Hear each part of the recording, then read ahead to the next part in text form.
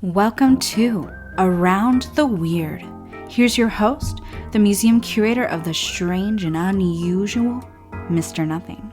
Thank you, mysterious voice, and welcome back to Around the Weird, a booktube channel where I talk about all the unusual and out of the ordinary literature that I found in my travels.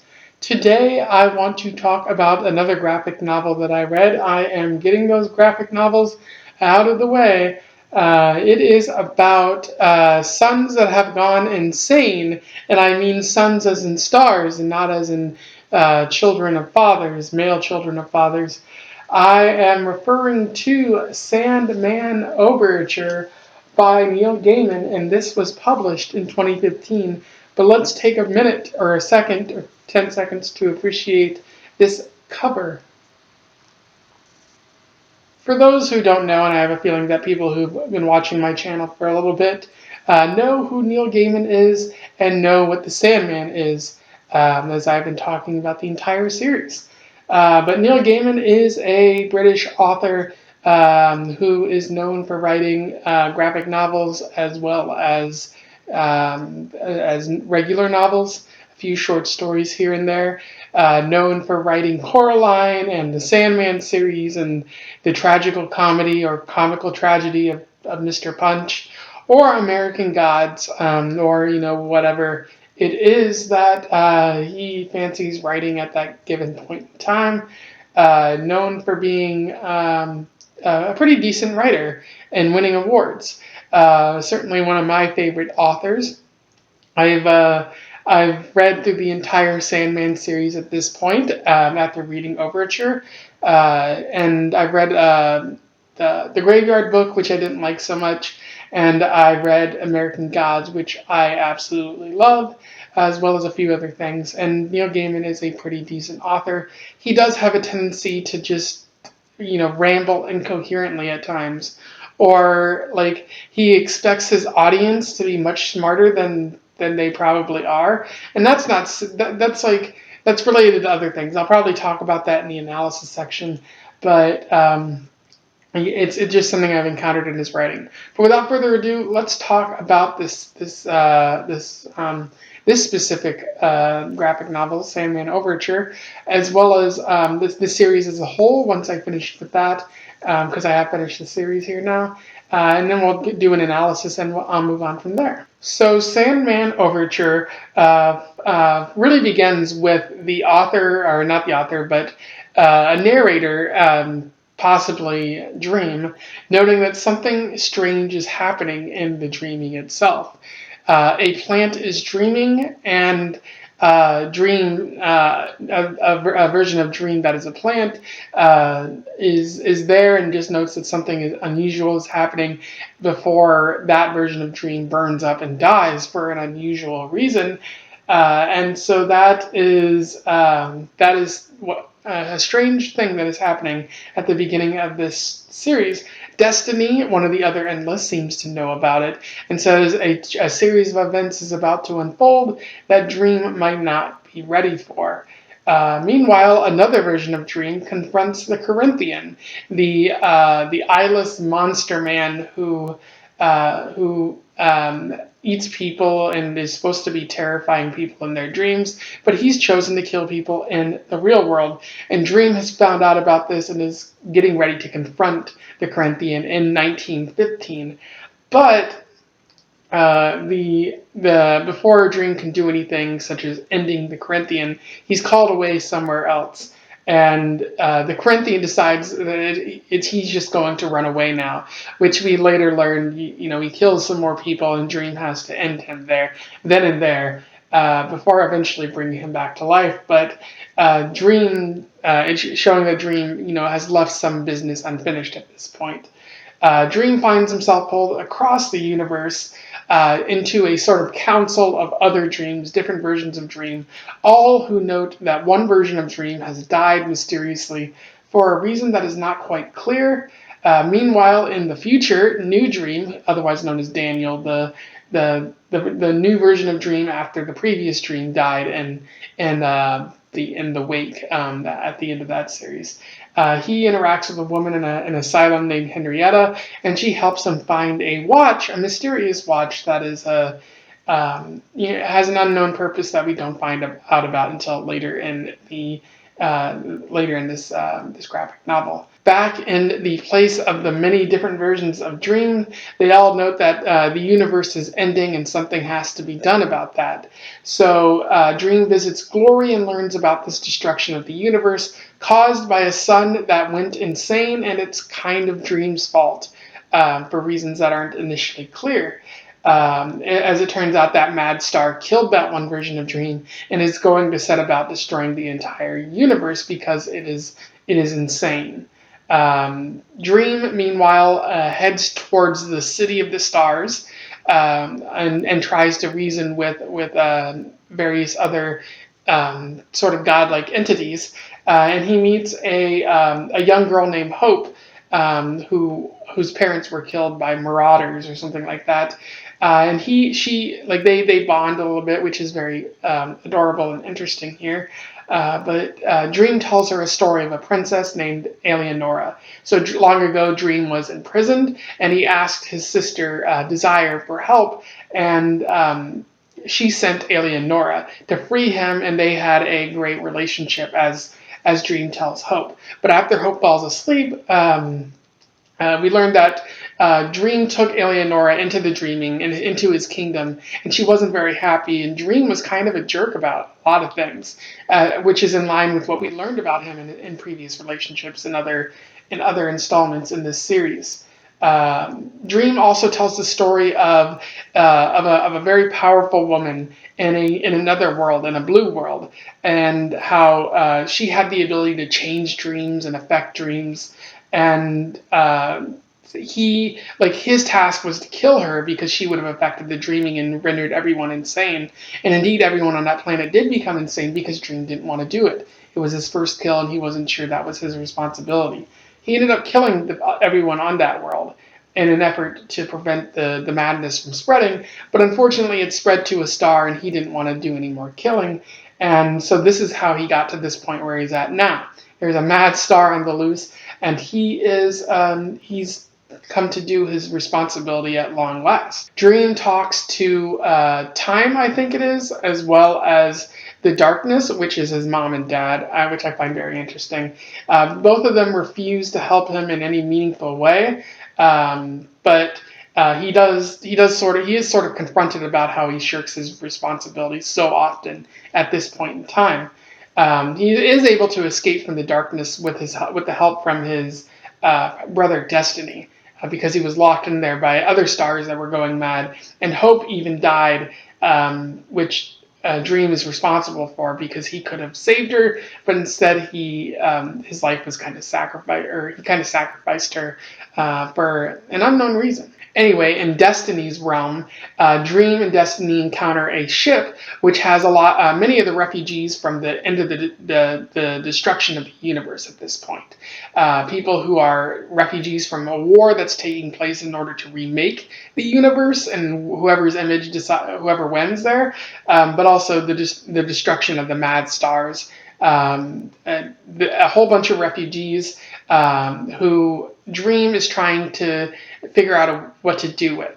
And really with the ghost of Hope, which I find interesting, they managed to convince everyone to dream of a new world, one where Dream actually did his responsibility and killed that mad star years ago.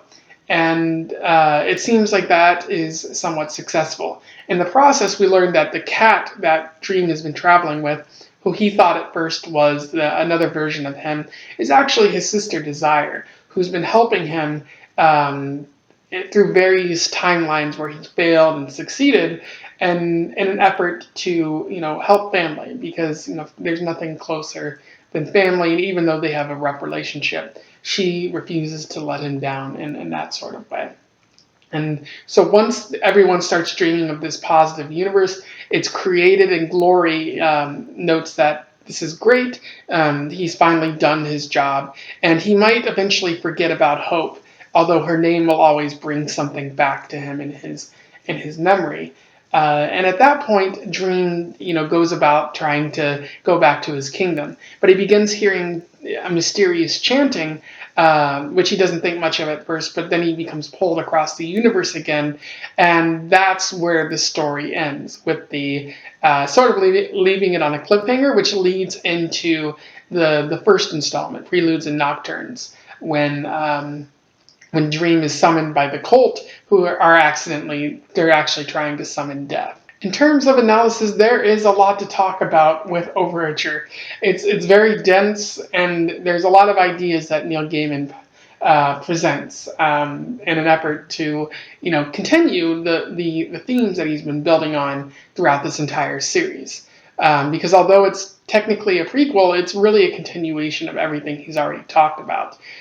He even notes, in the beginning, he defines what an overture is. So a continuation of the themes that you'll see throughout the entire piece of music, or the very beginning of something, or something like that. So even though it's the beginning, it does build upon, or it adds to other things that you'll be hearing throughout the entire thing. I think of the first song in Hamilton, where a lot of the themes and ideas you find in other songs and other aspects of the musical. I know that's kind of a cliche thing to talk about at this point, but it does. Lin-Manuel Miranda does a great job of building upon those ideas in the overture itself. So with this, I think Neil Gaiman is talking a lot about destruction and creation. The universe is ending because of a mad star. Because Dream didn't do his job in the past, it's coming back to haunt him and the entire universe, because that mad star is affecting other stars, which is driving them crazy, and they're destroying the entire universe because of it. And this is leading to a war for people who want to remake the world after, remake the universe after it's destroyed in their image. So if the stars don't destroy everything, this additional war is going to. What's interesting is that Dream sees this as normal. He's not particularly affected by any of this. It's inevitable in his eyes because everything dies, including the endless. And there's an interesting quote from this that I would like to read to you. From across the vastness of the cosmos, impelled by whatever senses drive them, singular creatures are gathering to feast on the coming massacre and the madness. And the madness will spread. The galaxies themselves will shake and vanish. The other realms in their turn will fade and be destroyed. Soon enough, the mind that is the universe will cease to think, and all things will cease to be. This is none of my affair, Glory. Stars flare and fall, people live and they die. One day even the endless will come to an end. In the meantime, I have responsibilities.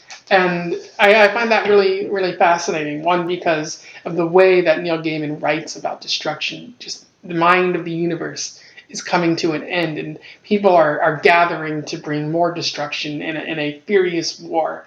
But what's really interesting is Dream's perspective in all of this. Why do I care? Why should I care? This is none of my business. This is just what happens. I'll die eventually. Everyone dies. So, let me do my job in the process. But as Glory rightfully points out in a few sentences later, this is all of Dream's fault because of his failure to meet his responsibility and do what needed to be done. All of creation is ending. So this is kind of all on Dream's shoulders, which is something we learned about throughout this entire series, about how because of something he did wrong, it's coming back to haunt him. Even Dream, as Dream notes, even he dies. We see multiple deaths of Dream throughout this entire story here, because one time the Dream that is a plant dies. Also, a couple other versions of Dream die in the process. Hope even dies in the story, and she comes back to life, thus suggesting that not every death is a complete end, that perhaps it's cyclical in nature, which I'll talk about in a few moments. You get creation from out of destruction, because even though the universe ends, you get something new at the end of the story. These people have remade the universe as one where Dream had done his duty. So you can see that the old universe was completely destroyed, eradicated, and you created something new through hope Hope springs eternal. And so you end up with a new universe, something created from all of this destruction, which is really the entire a big mega theme for this entire series. Because in the destruction of this version of Dream later on in the series, we learned that a new Dream is created, not quite the same, but also not completely different. Again, it's cyclical in nature. Not there. We think of everything from like a birth to a death, and that's it. But there's birth, there's death, creation out of that, which leads to a new birth, and which then leads to a later death. So it's a cycle, and this is representative of the entire series as a whole, because much like this birth cycle of birth and life and death, you see that happen in this entire series. Because at the end of this story, it leads directly into the first story, where you see in the first story, like the cult leaders doing their ceremony, which brings Dream accidentally into their circle, where they hold him prisoner for like 80 years or something like that. And so this leads directly into the first story, a cycle, like from Dream's death in the previous volumes to a new life for Dream here. But you also see that with New Dream, because out of the death of Dream earlier in the series, you got New Dream, a new cycle, an opportunity for change based on like all the mistakes that he created. It doesn't have to be that way. Things can be vastly different. Things can be much better. And I like how Gaiman approaches that. Destruction may be a period of sadness, but it can lead to something better.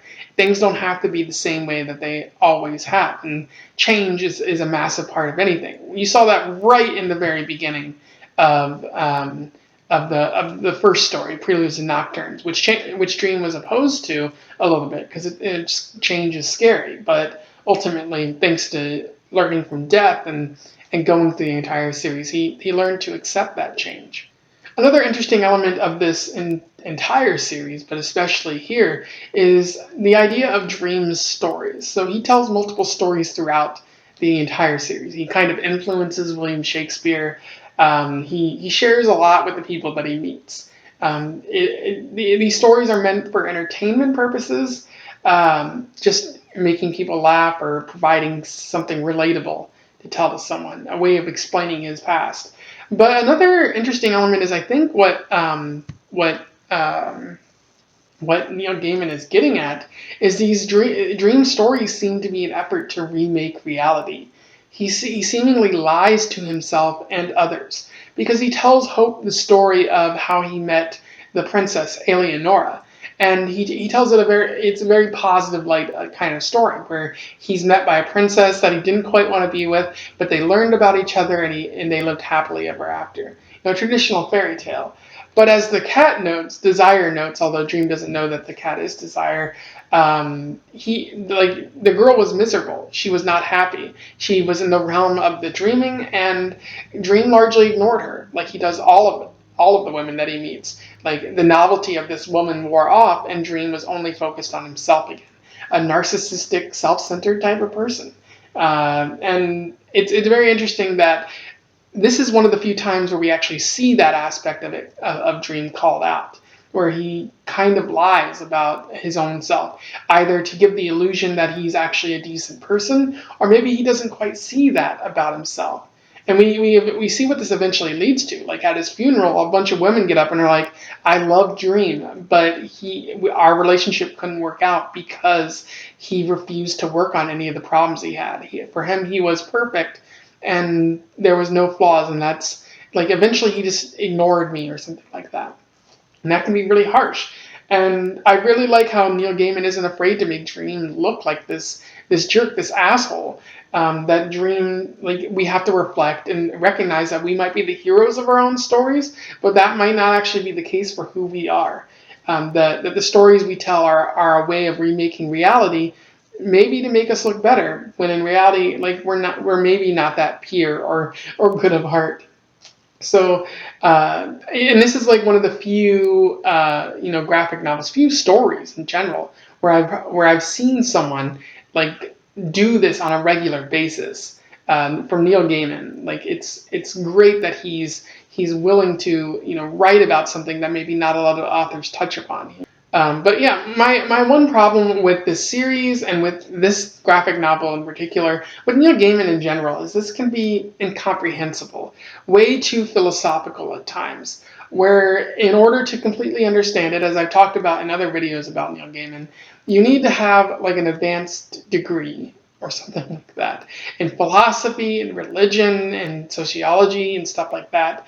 I noticed that in American Gods. When I read it in high school, I liked it, but I didn't quite understand it. And when I finished college, I read it again, and I was like, oh yeah, I get it. And I feel like that shouldn't be the case with Neil Gaiman's writings. Like, it should be accessible to most people. Now, I realize that by saying that, it sounds like I'm kind of saying he should dumb it down, but he doesn't have to. He can still make it fantastic and accessible to everyone, and the same level of bold and challenging as it is, and without making it kind of feel like it's rambling and incomprehensible and too high-minded for most readers.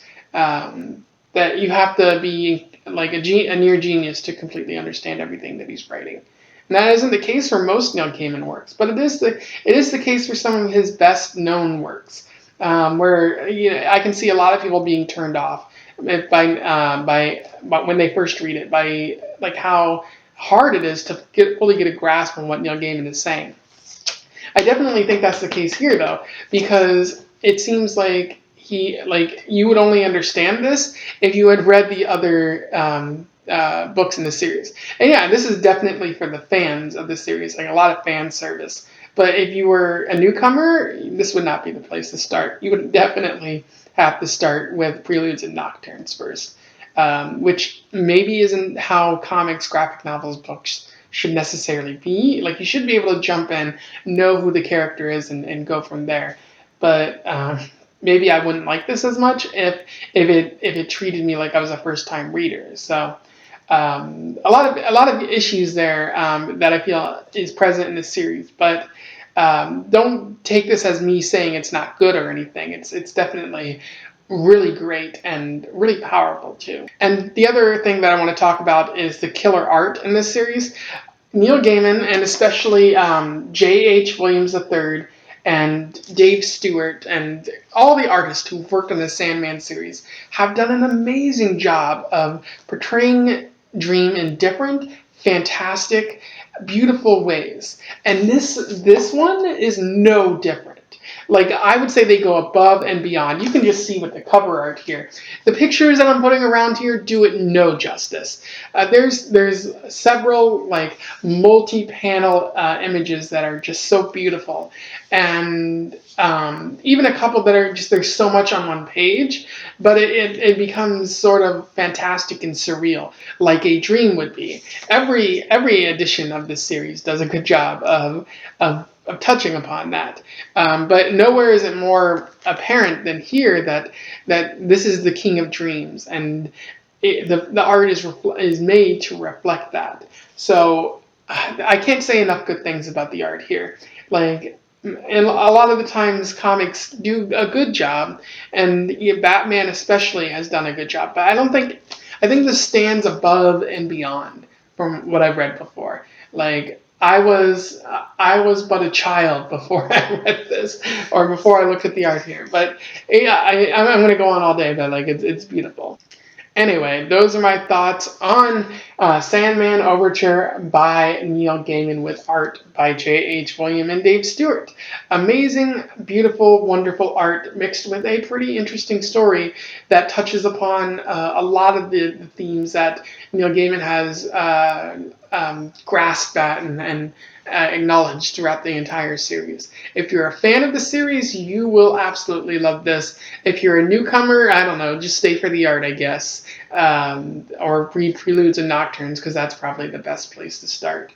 Overall, in terms of the entire series, I would say it's worth reading. There's a lot of volumes that are just bogged down, not very good in my opinion. Difficult reading. I'm not really sure what Neil Gaiman is getting at. But when he's firing on all cylinders, like, it really works. The entire series just shines because of that. Like it's so much so that like even when there's a bad volume, like there's a good volume coming up right next. Like it's just so fantastic, and I can't say enough good things about the entire series as well as this specific graphic novel. I am always willing to read more Neil Gaiman, but I'm very sad because this is the end of the series. There's no more Sandman. Like, I'm gonna have to reread what I've already read, and I think that's good. Like, eventually you have to stop the series in order to, let it breathe and let it flourish. You very well could have it could have been difficult making a new edition, a new volume, after so many years had passed since the last one, and since the story was kind of concluded, it might have come off as a bit weak or something like that, especially because it's a prequel. But I think Neil Gaiman does a wonderful job of telling the story within the already existing universe, even as a prequel. So I definitely recommend it. And this is probably going to end up on my year-end list, if only for the art. The story is great, but the art really knocks it out of the park. If you read this before, you simply want to comment on my gushing review here, do so below. Let's have a conversation about Neil Gaiman. Otherwise, don't forget to like, share, and subscribe so that more people can find out about this and Neil Gaiman and my channel too. And until then, I wish you the best of luck and your weird and irresponsible travels. Farewell.